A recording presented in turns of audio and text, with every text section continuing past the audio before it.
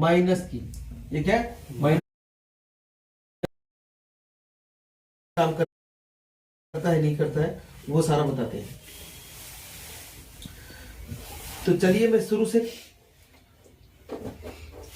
करते हैं, है ना। तो देखिए पूरा कंप्लीट है। काम क्या है इसका?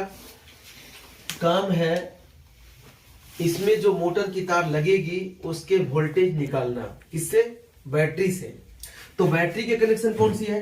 ये वाली है माइनस की, ये क्या है माइनस की, और ये वाली है, ये वाली जो है ये प्लस की है। अब यहां पे कितना वोल्ट दे रहे?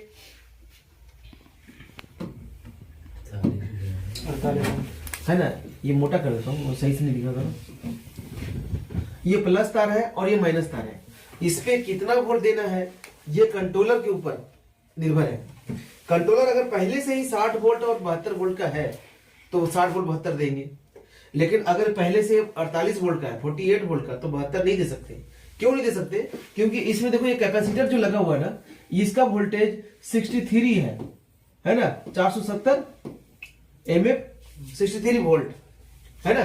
तो अगर 63 वोल्ट में 72 वोल्ट देंगे तो ये तो फट जाएगा, है ना। तो इसमें जो 48 वोल्ट का कंट्रोलर है उसमें 72 वोल्ट नहीं दे सकते। लेकिन अगर 72 वोल्ट का 100 वोल्ट का कैपेसिटर लगा हुआ उसमें तो हम दे भी सकते हैं। पूरा सेक्शन है, पहले वो समझना है। इधर का मॉसफेट जो है ना, इधर का मॉसफेट और इधर का मॉसफेट, इन दोनों से इस पे और इस पे, मतलब ये सेक्शन चालू होगा तो इस पे वोल्टेज निकालेगा, ये आउट करेगा, है वोल्टेज आउट करेगा मोटर के लिए, ठीक है। इधर का सेम उसी काम करेगा तो ये मोटर से इधर से निकलेगा, है ना, आउट वोल्टेज। ये वोल्टेज कौन सा निकालेगा? जो ये बैटरी में वोल्टेज प्लस वोल्ट और माइनस वोल्ट इसको इन दिए हैं, वो वोल्टेज इसके द्वारा निकालेगा, है ना। तो ये मॉसफेट जो है, ये मॉसफेट ये 4 मिलके चालू करे निकाले या 1 मिलके निकाले, बात एक ही है। बस करना क्या है, ये 4 मिलके इसके ताकत बढ़ा दिया, और अगर एक एक करके होता तो इसके ताकत कम होता, मतलब वाटेज कम होता है। अगर इलेक्ट्रॉनिक्स में जाएंगे तो वाटेज कम होता है ना। यहाँ पे मतलब कहने का मतलब है ये मॉसफेट और ये मॉसफेट अगर दो हम जान जाते हैं तो इसको जानने की जरूरत नहीं है, सेम है, क्योंकि सेम है। देखो इसका बीच वाला, इसका बीच वाला, इसका बीच वाला सभी एक साथ जुड़ा हुआ है। इधर सोर्स, इधर सोर्स, ये सोर्स है, ये सोर्स है, ये सोर्स है ना। मतलब ये और ये सभी सोर्स है, और ये वाला जो है ड्रेन। तो कहने का मतलब है कि ये पैरेलल में एक साथ जुड़ा हुआ है। तो ये पॉजिटिव साइड है, ये नेगेटिव साइड है। ये वाला जो है पॉजिटिव साइड, इसमें जो पूरी तरह से प्लस लाइन है ना, ये जो पत्ती दिख रही है, और ये वाला जो है शंट के द्वारा माइनस किया है। अब यहाँ से नीचे से दिख नहीं रहा, लेकिन अगर इसको प्लेट था यहाँ पे, अरे यहाँ प्लेट तो था ना, जिसको तो ये देखो, ये जो यहाँ से नेगेटिव इन हुआ ना, इधर से ये वाला जो है प्लेट ये है, देखो ये शंट है, ये है ना, और शंट के साथ में ये वाला जो है ये है, ठीक है। तो ये निगेटिव लिया और ये पॉजिटिव लिया मॉसफेट, इन दोनों को वोल्टेज को निकाल के इसके ऊपर आउट करना है। लेकिन ये डीसी वोल्टेज है, यहाँ जो स्विचिंग किया वोल्टेज रहेगा वो एक तरह का एसी वोल्टेज है, लेकिन पूरी परफेक्ट मीटर से एसी नहीं दिखाएगा, पर मान के चलेंगे कि एसी पल्स है उसमें, तभी वो कॉइल को रनिंग कराएगा। आगे मोटर है, मोटर को घुमाना है, तो मोटर को घुमाएगा जब एसी पल्स मिलेगा उसको, नहीं तो कॉइल चालू होगा नहीं। तो एसी पल्स बनाने के लिए इसको स्विचिंग किया जाता है। अब देखो यहाँ पे ये जो निगेटिव, ये शंट के द्वारा निगेटिव है ना, ये निगेटिव यहाँ से नीचे चला गया, ये नीचे है, ये वाली देखो ये ज्वाइंटर है ना, नेगेटिव पॉइंट। हाँ ये देखो, ये जो दिख रहा है ना, 1 पॉइंट 2 पॉइंट 3 पॉइंट 4, यहाँ से ऐसे पलटे मारेंगे तो ये इसी का है, एक है ये, एक यहाँ होगा, एक यहाँ होगा। मतलब ये यहाँ पे आपने देखे ये वाला, और इधर ये वाला, और इधर ये वाला, और इधर ये वाला, ये चारों पिन जो है इसका ये निगेटिव वाला है, मतलब इसको चिपका रखा है, पकड़ रखा है।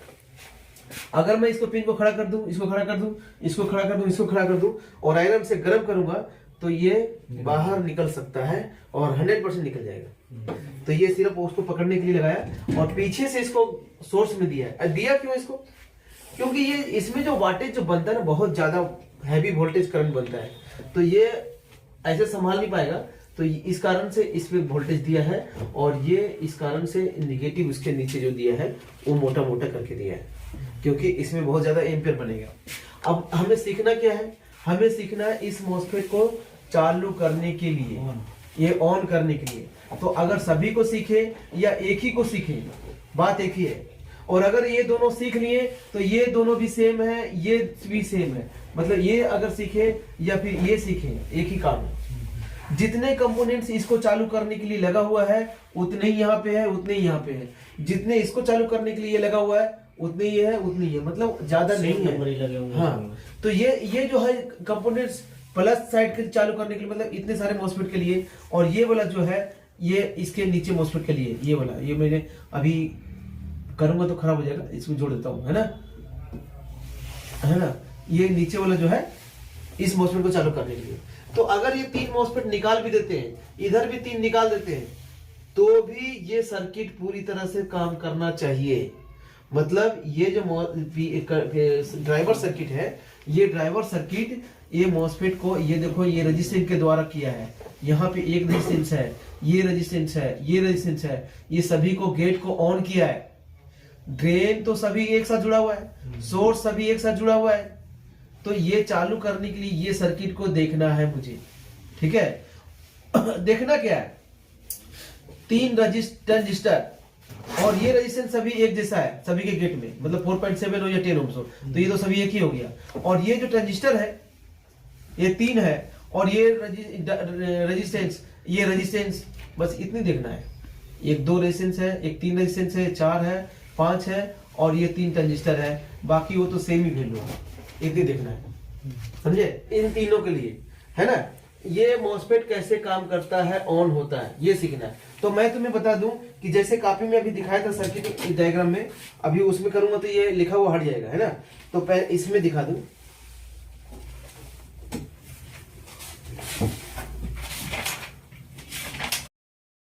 भैया एक दही दीजिएगा और कंट्री डिलाइट का।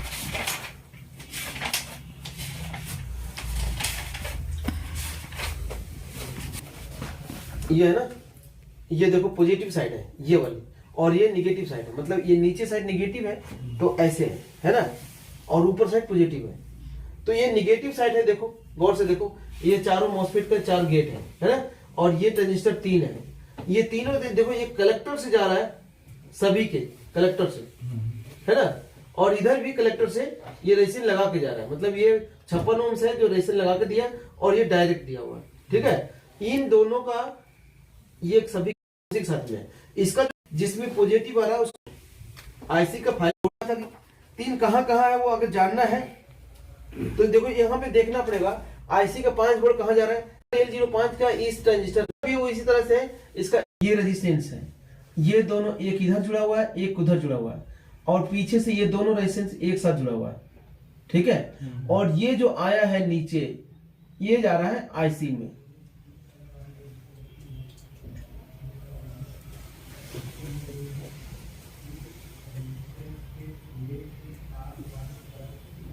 ये देखो इसमें है, ठीक है। मतलब यहां से उसको चालू करने के लिए जा रहा है।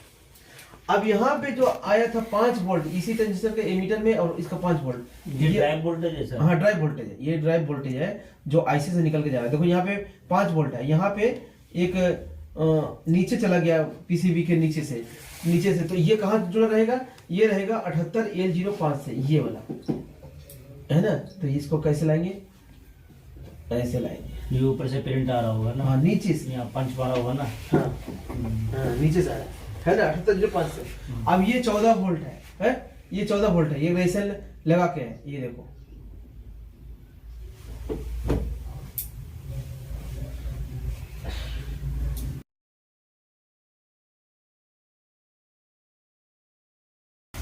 ये वाला 14 वोल्ट नीचे रखो, थोड़ा नीचे से जूम कर लो, थोड़ा नीचे कर लो ना, ये 14 वोल्ट है ना। और ये 14 वोल्ट कहाँ जाएगा, इसी ट्रांजिस्टर के ऊपर,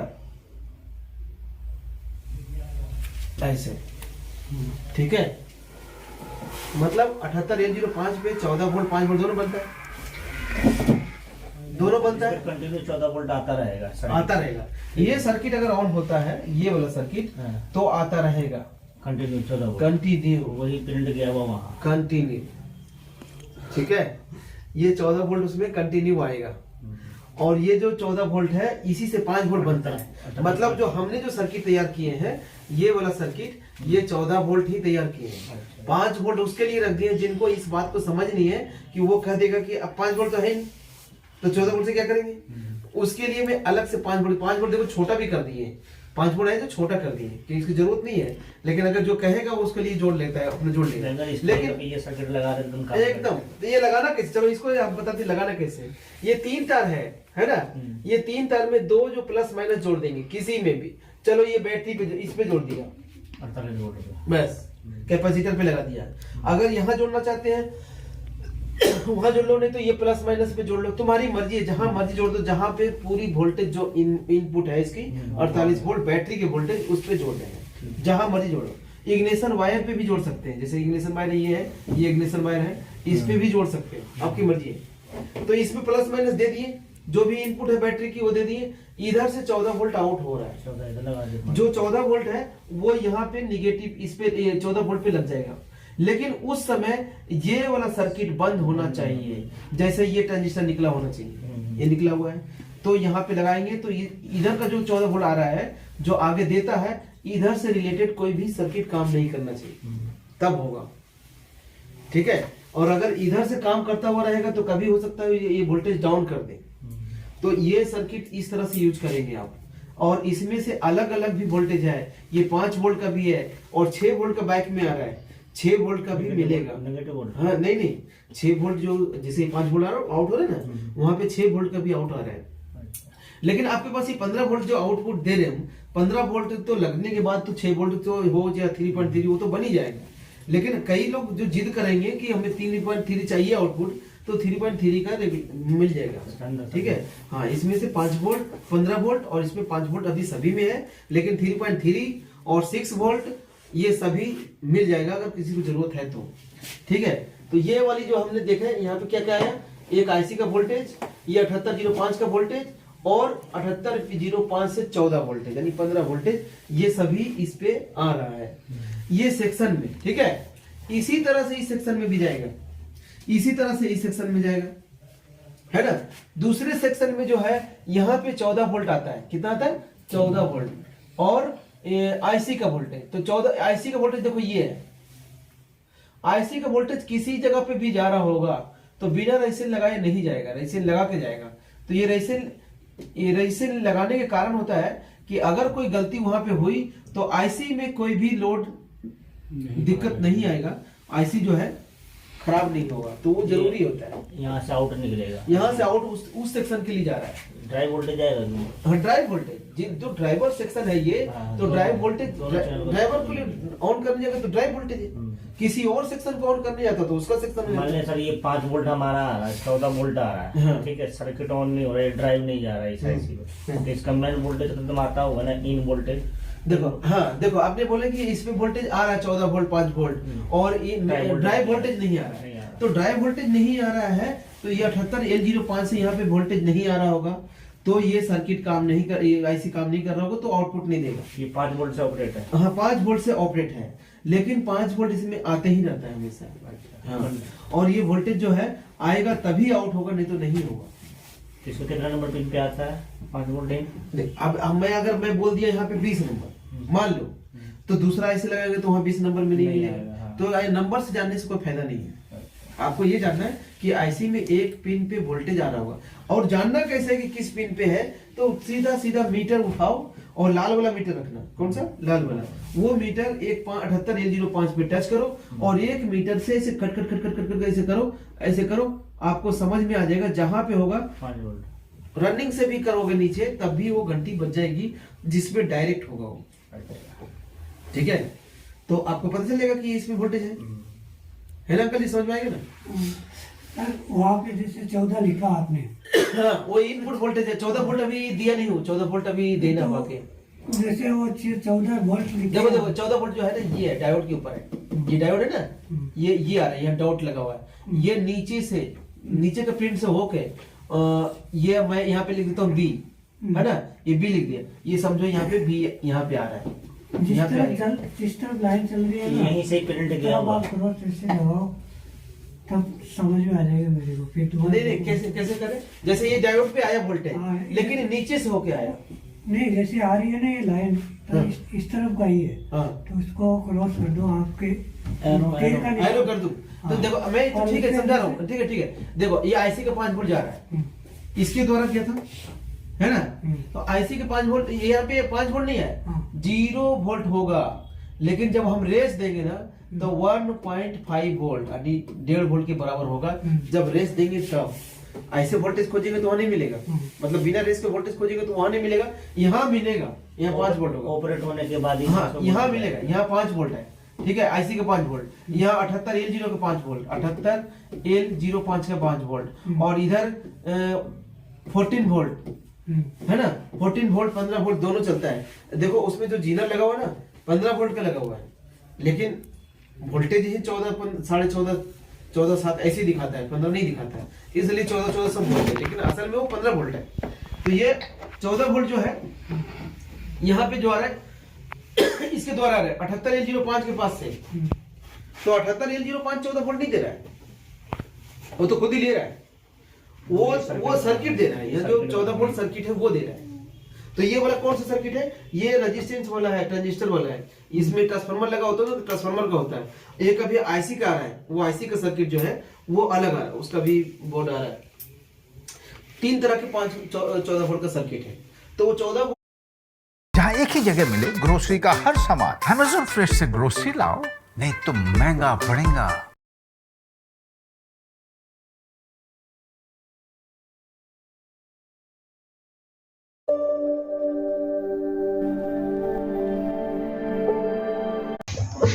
तो हाय फ्रेंड्स, कैसे हो आप सब।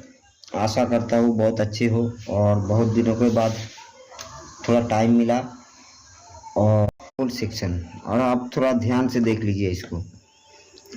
और सबसे बड़ी बात, ये बहुत से बड़े बड़े खिलाड़ी है इस फील्ड में, तो उन्होंने भी ये बनाया था, लेकिन वो फेल हो गया था। तो वो क्यों फेल हुआ था वो भी मैं आपको बता दूंगा, और उनके लिए भी मैसेज है कि आप भी थोड़ा ये वीडियो देख लीजिएगा, ये आपके लिए भी है। सबसे बड़ी बात, कोई इम्पॉसिबल नहीं होता है, और ये जो सिस्टम है ये सिस्टम के अंदर ही है। तो वो जो सर, मैं उनको सर बोल के ही बोल रहा हूँ, तो वो सर तो मतलब बोल दिया था कि ये नहीं होगा, और उनके पास बहुत बड़ा बड़ा मॉड्यूल है जो लगाते हैं। तो हमारे जितने भी स्टूडेंट हैं, तो उनको तो मैं ये सजेस्ट नहीं करता कि मॉड्यूल लगा दो, हम लोग तो इसी को रिपेयर करते हैं। तो मैं बहुत दिनों से ट्राई कर रहा था ऐसा कोई फॉल्ट आए, तो आज आ गया। तो हमारे ही स्टूडेंट को बोला था, तो उन्होंने समझ नहीं पाया, तो उनको दिखाने के लिए ये 14 वोल्ट का वीडियो मैं बना रहा हूँ। आप थोड़ा देखिए ध्यान से। ये 10-13 है, 10-13 ट्रांजिस्टर, और ये एक आईसी के थ्रू चलता है। अभी इसका प्रॉब्लम क्या हुआ है, तो उनका भी यही सेम प्रॉब्लम हुआ था। ये 2.5 से 3 वोल्ट तक आता है 14 की जगह। तो चलिए मैं आप लोगों को थोड़ा दिखा देता हूँ। तो इसका मैं सप्लाई दे देता हूँ अभी, और यहाँ पर बैठा है 78L05, और इसका 3 नंबर पिन में हमारा 14 इनपुट होता है। अभी देखिए इसका वोल्टेज कितना हुआ है। अभी देखिए ये 14 में मैंने पकड़ के रखा, अभी इसका वोल्टेज देखिए 3 वोल्ट हुआ है, लेकिन ये VCC में देखिए ये 48 है, ये 10-13 के अंदर भी वोल्टेज है। देखिए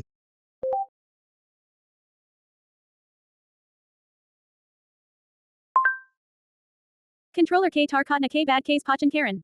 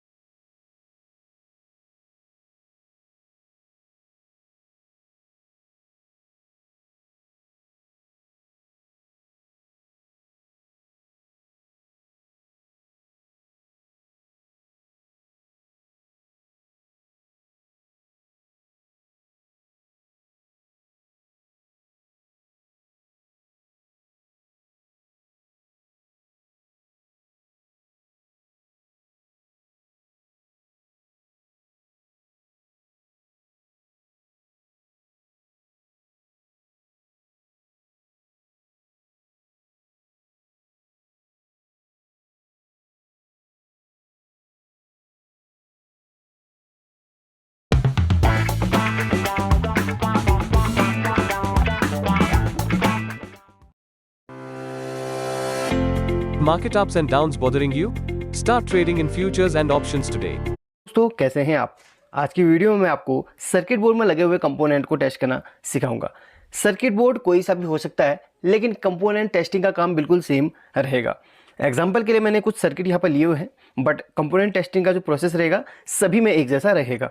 मैं आपको एक चीज़ यहाँ पर बताना चाहूँगा, अगर आप इस फील्ड पे बिल्कुल भी अनजान हैं या फिर बिल्कुल भी नए हैं तो ये वीडियो आपके लिए बहुत ज़्यादा इंपॉर्टेंट मैं आपको बताऊंगा। बिल्कुल ये चीज़ आपने ध्यान से देखनी है। आप लोगों से एक शिकायत भी है मुझे कि आप लाइक हो तो फिर कोई मतलब नहीं रहता है। लाइक से ये पता चलता है कि आपको वीडियो कितनी पसंद।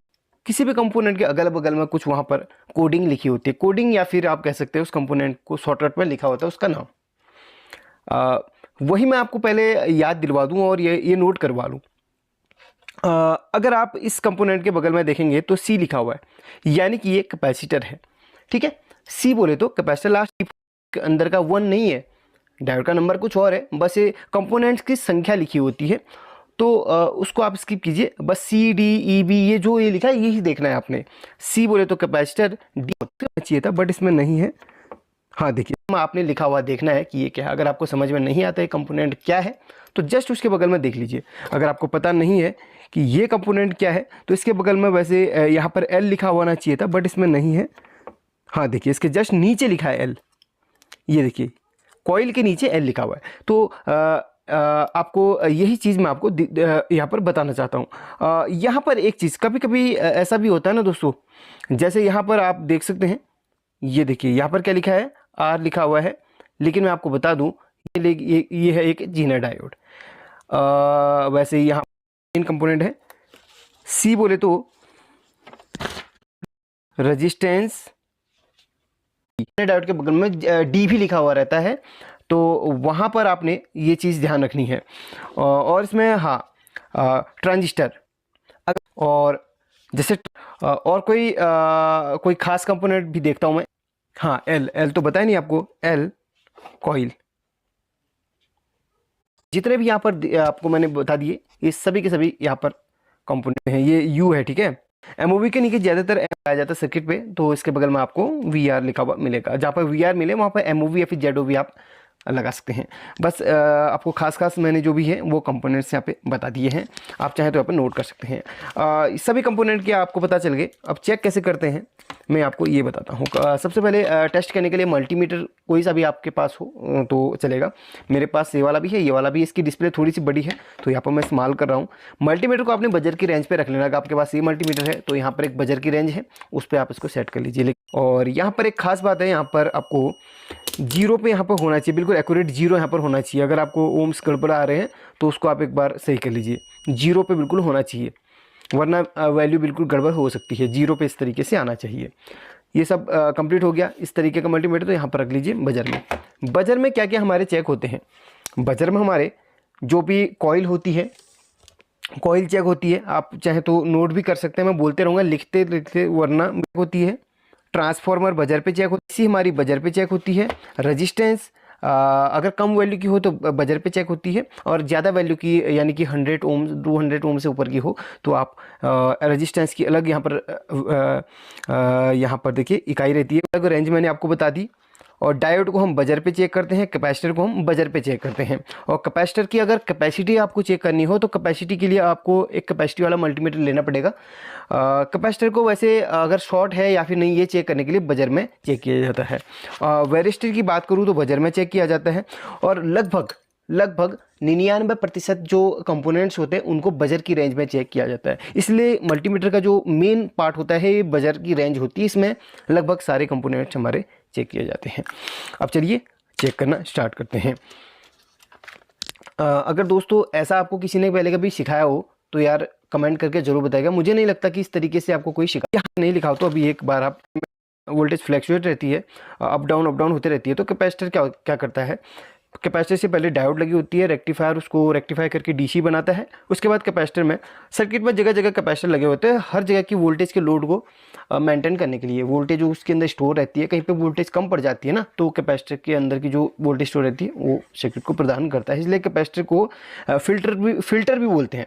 कैपेसिटर को फिल्टर भी बोलते हैं।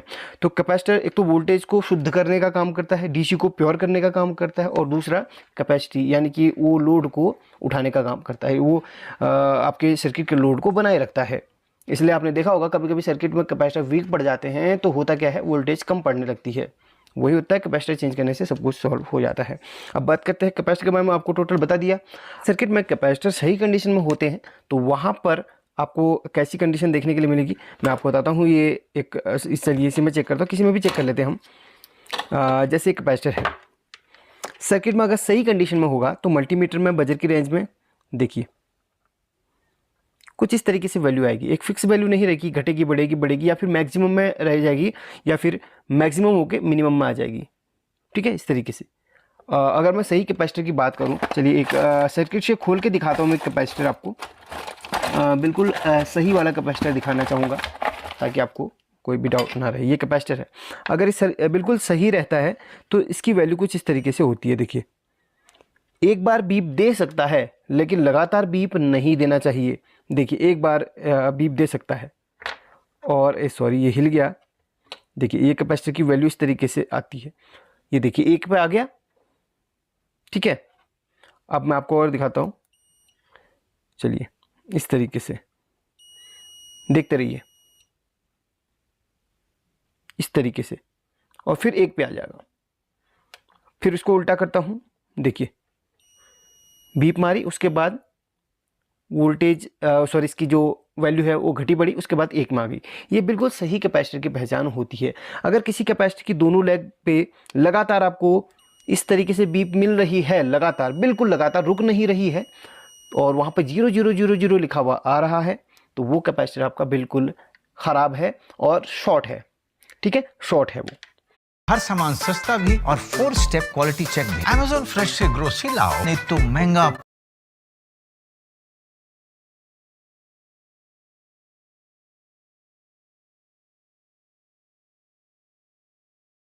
हर सामान सस्ता भी और 4 स्टेप क्वालिटी चेक भी। Amazon फ्रेश से ग्रोसरी लाओ, नहीं तो महंगा पड़ेगा। तो मैंने आपको बता दिया सही और ख़राब कैपेसिटर की पहचान। जैसे यहाँ पर सर्किट में बहुत सारे कैपेसिटर लगे हुए हैं, मैं उनको चेक करना चाहूँगा। तो देखिए, सर्किट में लगे लगे यहाँ पर इस तरीके से वैल्यू बता रहा है। अगर आपको मैं यहाँ पर दिखाऊँ 572 बता रहा है, उसके बाद एक नहीं आ रहा। सर्किट में जब आप लगे लगे किसी भी कंपोनेंट को टेस्ट करते हैं तो वहाँ पर बहुत बड़ा डाउट आ जाता है, क्योंकि सर्किट में पूरा ये सभी कंपोनेंट से मिलकर सर्किट बना होता है। तो ये कैपेसिटर किसी और कंपोनेंट की वजह से भी कभी कभी शॉर्टिंग दिखाता है।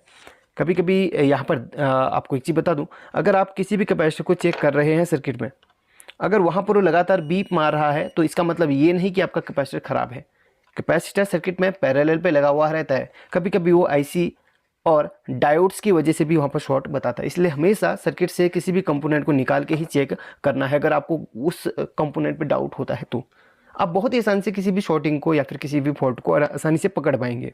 तो मैंने आपको बता दिया कैपेसिटर की वैल्यू किस तरीके से वो दिखाता है। बस शॉर्टिंग नहीं देना चाहिए कैपेसिटर के बारे में। अब करते हैं रेजिस्टेंस की बात। जैसे कि सर्किट में, वैसे सर्किट में लगे लगे आप रेजिस्टेंस को चेक कर सकते हैं। रेजिस्टेंस ज़्यादातर सीरीज में लगे हुए रहते हैं ज़्यादातर।